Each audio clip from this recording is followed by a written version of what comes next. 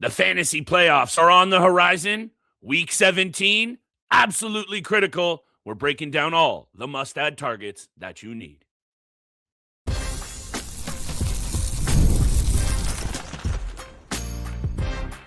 You're Locked On Fantasy Hockey, your daily podcast on fantasy hockey. Part of the Locked On Podcast Network, your team every day.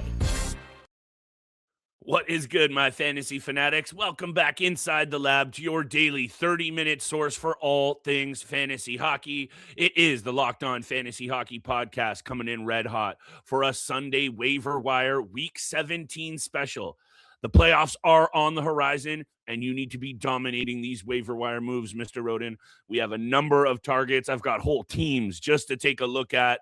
Today's show is brought to you by our friends at FanDuel Sportsbook. Right now, the wild card round, it's popping off, but we're past that. Football, it's go time, officially playoff mode.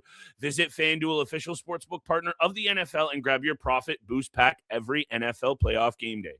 Steele, lots of waiver wire moves. And for someone like me, whose goose is basically cooked across the board, I still have targets. But I know you have been active on the waiver wire. Who's catching your eye and why? If anyone's listening to someone on this show, they should be listening to you. So over to you. Who are you looking at for this Week 17?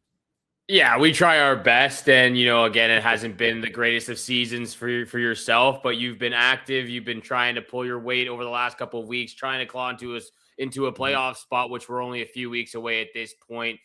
For Week 17, I'm looking at a lot of players, forwards, defensemen, and goaltenders on both Western and Eastern conferences right now. But I think it's only fitting we start with the busiest team in Week 17, and that is the LA Kings. They have a 5-game schedule coming up this upcoming week. And when you look at their schedule, it's pretty solid for them. They start off actually a 5-game road trip. So it's all on the road, starting off with a back-to-back situation against the Columbus Blue Jackets and the Detroit Red Wings. Middle of the week, the Buffalo Sabres, probably the hottest team in the NHL right now. And then another back-to-back on the weekend against the Philadelphia Flyers and the Carolina Hurricanes. So busy schedule, 5 games this upcoming week. And I'll start off with Andrei Kuzmenko, 20 points in 44 games, 59 shots. He's not going to jump off the page offensively, with the peripherals.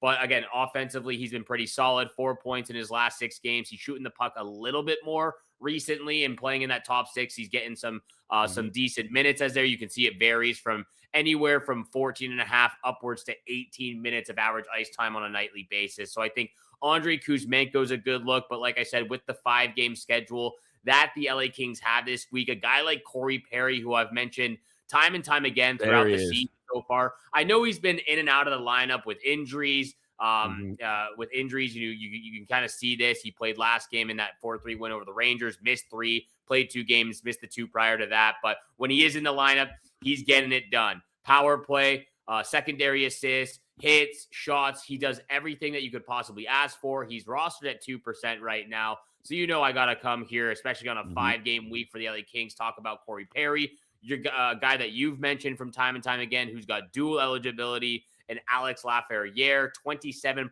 rostered, 22 points. And then just look at the peripheral stats as well, 115 shots, 134 hits. So great for banger leagues. There's a lot of great options here on the blue line, on the offensive group as well. And then even Anton Forsberg could be a decent pickup when it comes to the goaltenders. Rostered at 7% right now. He's rocking a .907 save percentage for the LA Kings. And Darcy Kemper has actually had a bit of a rough ride of late. So I think that's a very intriguing angle. The LA Kings, just to throw out another couple of names, since you're talking about capitalizing on that schedule, maybe you go down the lineup a little bit. Warren Fogle, Quinton Byfield on the second line. Neither of them have been jumping off the page offensively, but if you're just trying to capitalize and roll the dice a little bit by jumping on a team with the 5-game sched, that's a look. Deployment obviously is a part of the year where, like I just alluded to, you almost need to get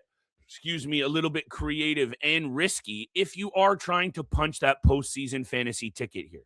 So when I look to the top offense in the NHL in the Colorado Avalanche, Steele, like this team offensively it is the number one offense in the NHL. 193 goals, outpaces the second best team, the juggernaut Edmonton Oilers, by a full 20 piece in goals. So that's where I just want to kind of hone in on the teams that have been putting up numbers.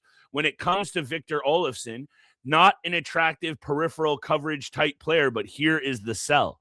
10 goals, 14 assists. Over his last couple of games, Steele, he is back on Nathan McKinnon's wing on the top line and cherry on top. How about playing on the top power play as well? Popped a goal in his last game. 2 games ago, goal and an assist. And you know my favorite selling point when you're going on a stream, kind of throwing a line out there special, his ice time on the year, 13.5. How about the last 2 games? Well, near 20, over 20 minutes of ice time per night.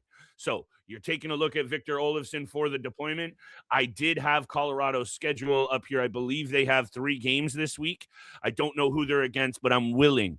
On the deployment alone and the offensive side, Victor Olofsson is a deep cut here. Owned Steele, 26% on Fantrax, 5 on Yahoo. A little bit of a deep cut for you. I've got some more obvious ones, but I got deep cuts as well. Yeah, well, after a 7-game homestand for the Colorado Avalanche, they will have a 3-game road trip in Week 17. Not to mention, for a team that has been the hottest team at home, they've lost 4 of the last 5 games, and 4 of those being at home to Nashville, Toronto, Anaheim, and a pumping from the Philadelphia Flyers. I think this is a good option. I have the schedule here. Colorado Avalanche, 3-game schedule, back-to-back situation against the Ottawa Senators and Montreal Canadiens, and then the Detroit Red Wings to finish off their week in Week 17. I like the fact that you brought up the Colorado Avalanche because I also have an Avalanche player for myself. I talked a little bit about him on the solo episode I did, talking about some Central Division hidden gems and some hidden value deep in this division. And I talked about Sam Malinski. I think he's been fantastic on the back end, 24 points in 49 games. He's shooting the puck a ton as well, 93 shots, 24 hits, 56 blocks. He's getting 22 minutes of average ice time over the last 6 to 7 games. Like you can see here, the shots on net, 6 shots, 5 shots, 4 shots, 3 shots. He's shooting the puck on the back end. I really like this young defenseman for the Avalanche. It's not just Cale Makar. He's been a great benefactor of playing with some of those elite defensemen in Devin Taves, obviously when he's not injured. Brent Burns, of course, Cale Makar. Great additions here. And just to your point about Victor Olofsson, like you said, he's now playing on that top line. You can actually see that monster addition in time on ice over the last 2 games.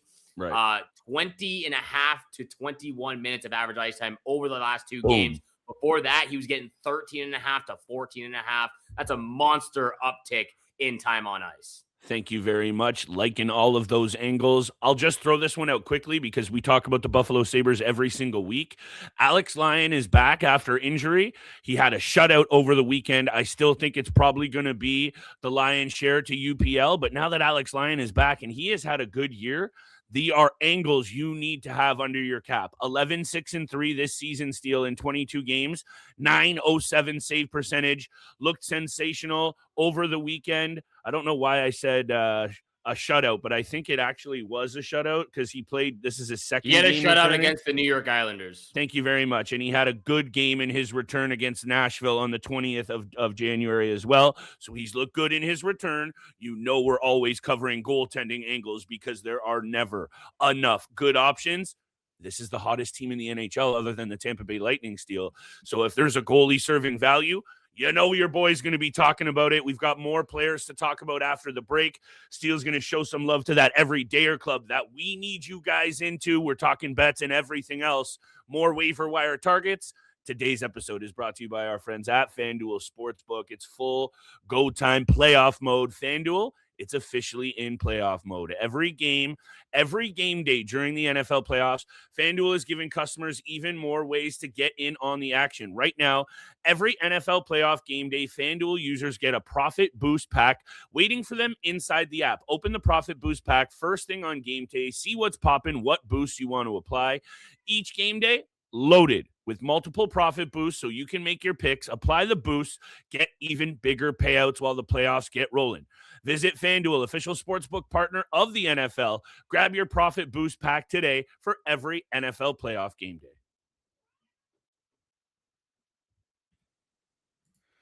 And thank you so much for making Locked On Fantasy Hockey your first listen every single day. Continue to smash that subscribe button, the follow button. Thank you so much for making Locked On the #1 sports podcast network. If you haven't already, like Flip said, go check out the new Everydayer Club. You get access to ad-free audio feed for Locked On Fantasy Hockey or any Locked On channel you want to listen to. It's compatible with Apple Podcasts, Spotify, and every other major podcast app. But that's not just it. You also get members only Locked On Everydayer Club Discord servers, which includes a group chat just for listeners of this show. You get to hang out with Flip and I in the Discord channel, talk about bets, your fantasy hockey team, any mock trades you're thinking about putting out there, any questions you have, you can drop in the Discord server with Flip and I, and we'll get back to you. It's a great area to hang out, meet new people, again, during games, after games. It's all for just $5 a month or $50 a year. You can go to lockedonfantasyhockey.supercast.com or check the link in the show notes to learn more about the Everydayer Club here on Locked On Fantasy Hockey. We appreciate you out there. We love you out there. Thank you so much for all of that. Flip. Yes, sir. Over to you, my friend. Who are you looking at for Week 17? I know you're still, you've been active. You're getting after it here. I'm trying. Are there any really deep cuts that you think can transcend you into the potential playoffs? First and foremost, I love when you use the word transcend. That's getting me fired up just alone. Second thing that's getting me fired up. I don't want to butcher this kid's name. I don't know if it's Justin Sourdif or I'm just going to roll with Justin Sourdif for now, and I'll look it up later. What matters is I like this second line in Washington, Steele. I know Alexi Protas has been what I thought he would be, a regression-type player who overachieved last year. However, still a good player. He's got Tom Wilson on his other wing. And Justin Sourdif is getting a good look as their second-line center right now. He is also on the second power play unit. And by the way, Alex Ovechkin plays the point on the second power play unit as well. So that's an angle to consider. But when you look at what this kid has done, Steele, rookie, 48 games played this season. He's got 22 points, 10 goals, 12 assists, throws the body around as well, 57 hits. He's got some penalty minute action going as well. The ice time is on the rise, and he has been playing really good hockey of late. Over his last 5 games, he's got 2 goals and 2 assists. Shot totals kind of creeping as well. Really good deep cut. Like I said, I got a couple more obvious players for you here. But the second line, the second power play unit, and nobody's talking about this kid, Steele. So I want you guys to focus in on these angles. 25 on Fantrax, 10 on Yahoo. He is out there. Canes, Red Wings, and Kraken, mixed bag this week. But the 3 games that I think are still pretty advantageous for the most part for Washington's offense. I like Justin Sourdif out there. Get a piece, good young player that no one's paying attention to. Yeah, really good player. I still really like Alexi Protas. He's got that dual eligibility. You were right, though, a little bit of a regression, but I still think he's bringing it offensively. 17 goals, 108 shots.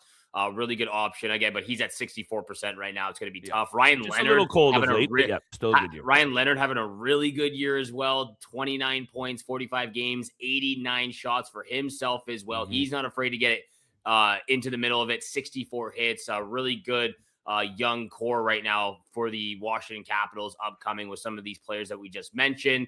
I'm also going to stick in this Metropolitan Division and talk about a deep cut here when it comes to fantasy value. And I'm looking at Callum Ritchie of the New York Islanders. I know they just got their tires pumped a little bit in a bad way. 5-0 shutout against the Buffalo Sabres, or like we just mentioned with Alex Lyon. If he's available, go out and get him. But Callum Ritchie, 1% rostered on Yahoo right now. He's got 15 points in 39 games, 48 shots. He's shooting the puck a little bit more. And before this 5-0 loss to the Buffalo Sabres, he was on a 4-game point streak, all of those being assists. He's getting some decent time in the top 6 forward group. They're mixing it around a little bit. On average, he's getting maybe 13 minutes of average ice time, but I think this is a very skilled player. So with the schedule that they have this week, I think it's a really good option to take advantage of. Philadelphia Flyers, a back-to-back against the New York Rangers, a home and home, and then finishing off the week against the Nashville Predators. So I think it's a really good schedule for the New York Islanders, a little bit of a reset after getting pumped 5-0 by those Buffalo Sabres over the weekend. Yep. Callum Ritchie, 1%. He's out there in every single platform, every single league. I agree with this take wholeheartedly. I just wanted to show some love to what the New York Islanders have been able to kind of put together over the last couple of years with some really sound under the radar moves. And I know Brock Nelson, his time had wound down in New York. That's the player they got for Brock Nelson in that trade from Colorado. That's a first-round draft pick, Steele.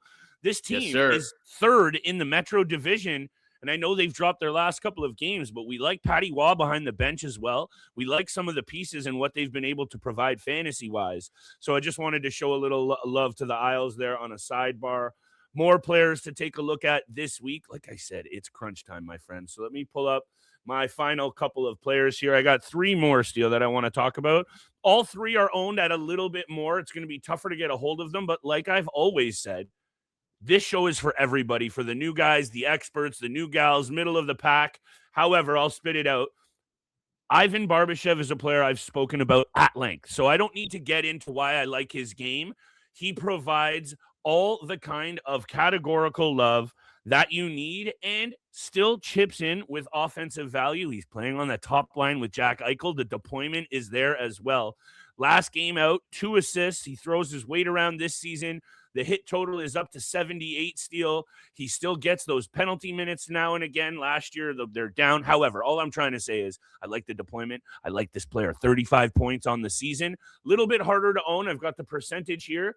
But the Vegas Golden Knights are looking good, aren't they? And that's one of the angles. I'll say I want a piece of them. They got 4 games this week. Habs, Stars have been bad. Kraken and the Ducks. I know the Ducks are hot again, but those are 4 games where I like the Vegas Golden Knights odds on the offensive end. 65 on Fantrax, but only 27 on Yahoo. So if Barbashev is out there, Steele, this is an add-in keep for me, especially while playing on Jack Eichel's wing, and he is red hot. Yeah, really good option. I mean, Vegas has been pretty solid. I know they took a 4-3 loss to the Boston Bruins, but then they followed that up with a 6-3 win against the Toronto Maple Leafs. So if there's going to be some availability in that top 6 forward group in Vegas, you want a piece of it, like we always say. Thank you. Speaking of those Boston Bruins, I'll touch on a player real quickly from their team, and I'm looking at actually Joonas Korpisalo. We haven't talked about him in a very, very, very long time. It's probably been since his days with the Ottawa Senators is when we really considered him an option as on a week-to-week basis. But he's actually been really solid over his last 5 games. And just looking at the stats here, a 4-3 win, like I just said, against Vegas, a .909 save percentage. He came in relief for Jeremy Swayman against Dallas. He stopped all 3. But before that, a 5-2 win against Chicago, 9-17. A 1-0 win against Pittsburgh. A shutout with that being said. A 4-1 win against Calgary. And yeah, maybe these aren't, the topper tier teams. Vegas was, though, and still put up a .909 save percentage. He's been really solid for them. The Boston Bruins also have 4 games this upcoming week. New York Rangers and Nashville Predators in a back-to-back situation to start off, then Philadelphia Flyers and the Tampa Bay Lightning. So if you're not feeling, Anton Forsberg, like we mentioned earlier in the episode, Alex Lyon, if he's not available, Joonas Korpisalo is probably going to get 1 at least, whether that's the Rangers or Nashville. It's a really good option. But I think he also maybe gets the Philadelphia Flyers this upcoming week, and Jeremy Swayman gets the Tampa Bay Lightning, of course, on the road. Outside of Joonas Korpisalo, there's some really good options on this Boston Bruins team who Flip and I have mentioned from time to time. Pavel Zacha, Alex Steeves, Fraser Minton, if they get in the top 6 and get some opportunity. Really good options for the Boston Bruins with 4-game schedule. Yeah, and as much as it pains me, they have just been very solid this season and just lurking around. 8-2-0 in their last 10. Deserve credit. Goal differential, all the underlying metrics kind of back this team up as being a pretty solid one, Steele. I still don't buy it. Yeah, I think they've overachieved. Punching above the weight class is another term I'd throw out there for this club right now. However, a lot more hockey left in the tank, but running out of time for you to make some moves. More hockey fantasy targets right around the break, Mr. Rodin. Fantasy playoffs, few weeks away. You got to get tapped in here on the Locked On Fantasy Hockey Pod. This episode is also brought to you by Indeed. If you've ever hired someone who looked good on paper but wasn't the right fit, you know how important that is. When you want candidates who truly match what you're looking for, trust Indeed sponsored jobs. Indeed is all you need. Stop struggling to get your job post seen on other sites. Indeed sponsored job put your post at the top of the page and help you reach the right candidates faster. Instead of struggling to get your job post seen, Indeed sponsored job helps your listing stand out and reach quality candidates faster. Spend more time interviewing candidates who check all your boxes with less stress, less time, and more results using Indeed sponsored jobs. Listeners of this show get a $75 sponsored job credit to help give your job the premium placement it deserves at Indeed.com/lockedon. Just go to Indeed.com/lockedon right now and support the show by saying you heard about Indeed on this podcast. Terms and conditions apply. Once again, thank you so much for making Locked On Fantasy Hockey your first listen every single day. Continue to smash that subscribe button, the follow button, leave a 5-star review for your boys here, Flip, Livingstone, and Steele. Rodin, Flip, over to you, my friend. Who are you looking at next for week 17? So I mentioned to you off air, the San Jose Sharks, there's a whole bunch of different players here that are all kind of in the mix in the top 6. So I just wanted to throw a few your way because the San Jose Sharks continue to impress me. And even though the offense is kind of like middle of the pack, power play sits outside of the top half of, of the league, I still say get a piece. Second line, Wennberg, Toffoli, Regenda. All three of those guys have been putting up numbers. Wennberg, I also believe, is still getting a look. Yes, he is. So is Toffoli. On the top power play unit, those guys are out there. Colin Graf has been mixed and matched. Again, Steele, right now, Colin Graf playing with Macklin Celebrini. Colin Graf this season, 14 goals, 15 assists, Steele. That's fantasy value. 54 hits. 33 block shots. This kid came out of nowhere this year. 30% on Fantrax, 6 on Yahoo. One of those San Jose Sharks players are all going to make excellent fits for a week-to-week stream, especially while the San Jose Sharks continue to click. And that's what I wanted to round this out with because they are still lurking around for a top division spot, 6-4-0 in their last 10. And lastly, the last player, because that was just a little bit of a catch-all trio for you. I'm looking at a guy that I've spoken about a bunch of times, but he has 7 points in his last 4 games, and it's Luke Evangelista. This Nashville Predators team, Steele, is scoring goals right now. Steven Stamkos is going to make for a big trade deadline ad, up to 25 goals. Evangelista is playing with the red-hot Ryan O'Reilly and Philip Forsberg on the top line.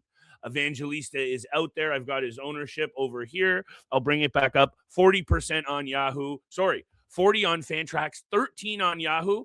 He's probably out there. That could be an add-in keep if the Predators stay hot.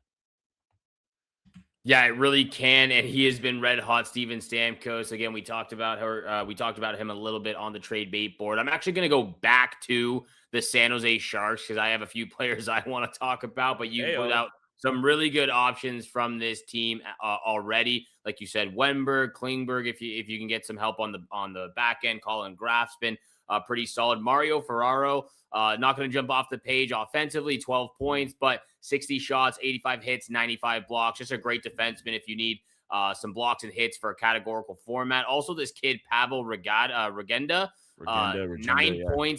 9 points in 13 games. I know he had a hat trick against the Tampa Bay Lightning in that 7-3 loss, but he's shooting the puck, 31 shots in those 13 games. Kind of mixed bag of average ice time, 18 minutes, 13 minutes. So pretty solid as well if you can get into that top 6 group. But also take a look again, if it's not Anton Forsberg, if it's not Alex Lyon, the other goaltenders that we've sort of mentioned, Jonas Korpisalo as well. Take a look at Alex Nedeljkovic or even Askarov. Askarov's at 45%, but Nedeljkovic has been pretty solid over his last 3 games. A 3-1 win over the Rangers, 966 save percentage. 4-1 win over Florida, 972 save percentage. 3-2 win over Washington, 913. And then before that, 5-2 win over Columbus. You got a 5-4 win over Dallas in there as well. He's won his last 5 games. So Alex Nedeljkovic, with the week that you just said, San Jose Sharks have 3 games, Vancouver, Edmonton, and Calgary. Why not take a look at some of these options? If he's in there against Edmonton, maybe don't risk it in that situation. We'll say the San Jose Sharks have been very surprising this season. Yep, no doubt, Steele. And I can't wait to see. I don't think that major step, it's already been taken, I would say. Like, they clearly have surprised. But with what the foundation they've done, and kudos to Mike Greer, we like to mention that on this podcast, they are going to be a force to be reckoned with for years to come. I don't want to say, I would say there's more balance in the Montreal Canadiens system, but you look at the young foundation that team has, they're going to be heard from a number of years to come now. So many intriguing young players in that system. More conversations to be had, though, the rest of this fantasy week. Yes, it will be. We will be here Sunday through Thursday to find all of our episodes, 7 o'clock in the morning. We'll bring all the hot content you need. A hot and cold episode coming up on Monday as well. So stay tuned for all of the hottest and the ice cold players in the fantasy hockey realm. Thank you so much for making Locked On Fantasy Hockey your first listen every single day. Make sure you subscribe and follow so you get all of the latest episodes. You can also follow us on X at LO_fantasy NHL. Once again, if you never miss an episode, the Everydayer Club, it's built for you. Access to ad-free audio, plus the members-only Discord access with Flip and I. If you have any questions, drop them there in the Discord channel, as well on YouTube, or you can send us a direct message on Instagram or Twitter, and we will see you back here again tomorrow.